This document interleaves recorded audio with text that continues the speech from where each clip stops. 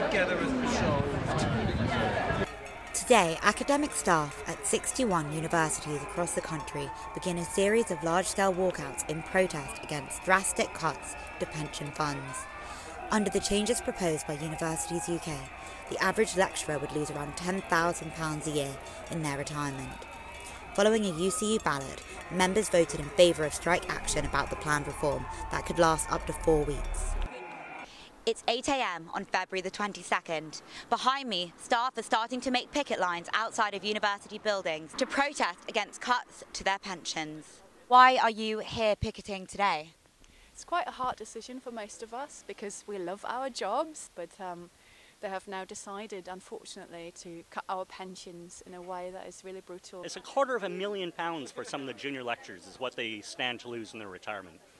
And this is against a situation where you have the VC with over £1 million in his pension pot alone.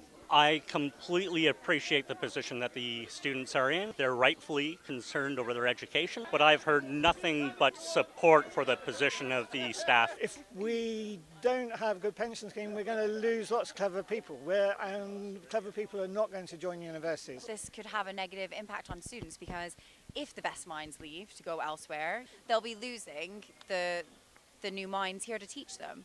People are now starting to gather outside Senate House. Students and lecturers alike are coming together to show solidarity.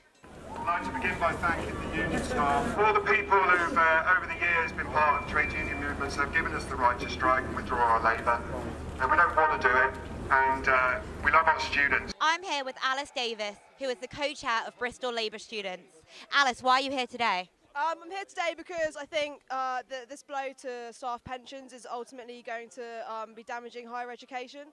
Lecturers aren't actually paid a lot of money, and I think in the past what was an appealing aspect of higher education was the stability after you retire. With that no longer there, you have to basically have your own financial security. You know, we're going to essentially be taught by people from all the same backgrounds.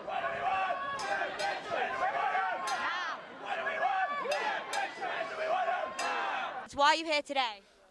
Because the way things stand with the new proposal, when I retire I will have over half of my pension cuts. I've been a full-time academic for only 5 years and these cuts are hitting early career people like me the absolute hardest. Actually, whilst our pension is comfortable, it doesn't make us rich, and if they're going to destroy it and take out away 10 grand a year out of it, we'll end up living sort of, really poorly. It shows the marketisation of education that's happening at the moment in the UK.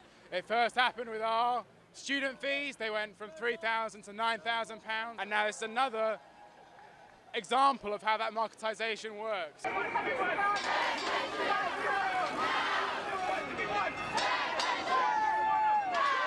I'm here with Susie Cheek, who is the branch treasurer of UCU Bristol.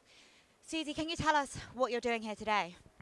Well, very, very reluctantly, we have all come out on strike in defence of our pensions because we're seeing the most drastic and shocking pension cuts. With regards to UUK and Bristol University as its own institution, do you think that Bristol could be doing more in terms of making action happen?